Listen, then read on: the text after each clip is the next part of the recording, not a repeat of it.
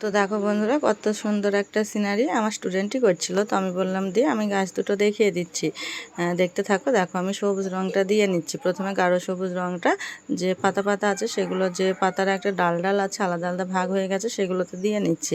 আর দেখো রং মিশিয়ে নিচ্ছি। এখানে আমি নিচ্ছি কি বলতো, হালকা সবুজ একটা রং আছে আর হলুদ কালারের রং আছে। দেখো রঙটা আমি ঘষে ঘষে নিচ্ছি। যত রং ঘষবে তত রঙটা সুন্দর হবে, মোলায়েম হবে। তো যতক্ষণ পর্যন্ত আমার মনের মতো না আসছে ততক্ষণ পর্যন্ত আমি রঙটা মিশিয়ে নেব। দেখো সকলে কেমন করে করছি। যাদের বাড়িতে বাচ্চারা আছে তারা এমনভাবে শিখিয়ে দেবে। দেখো আমি রঙটা কেমনভাবে, তুলিটা পেঁচিয়ে পেঁচিয়ে রঙটা মাখিয়ে নিতে হবে এবং একটু মুছে নিতে হবে। তা না হলে বেশি রং থাকলে ড্রয়িংয়ের খাতায় পড়ে গেলে আর ভালো লাগবে না বেশি দেখতে।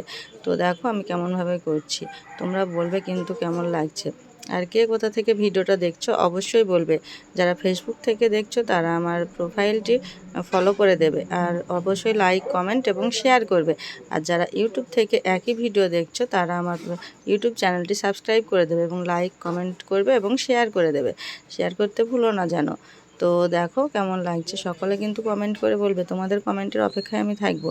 এবার আমি দেখো হলুদ রঙটা দিয়ে নিচ্ছি, আরও আমি হালকা করব, কচি কচি পাতা যেমন হয় তেমন করব।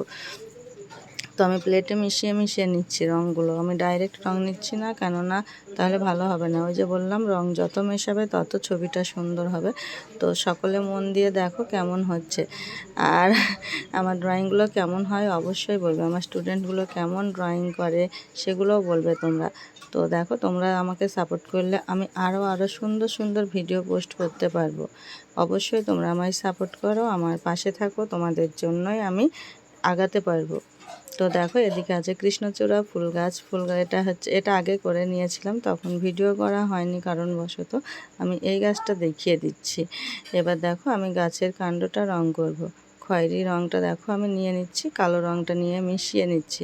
প্রথমে আমি বেশি গাঢ় করবো না, প্রথমে হালকাভাবে দিয়ে নেব। কিন্তু অন্য সময় আমি গাছটাতে কী বলতো, এলামাটি দিয়ে নিই পুরো গাছটাতে। তো মানে বাচ্চাদের, তখন ছোটদের শেখানোর জন্য। আর এটা আমি একবারে করে দিচ্ছি, কারণ বড় মেয়ে ছিল সেই জন্য, একে দেখিয়ে দেওয়ার জন্য।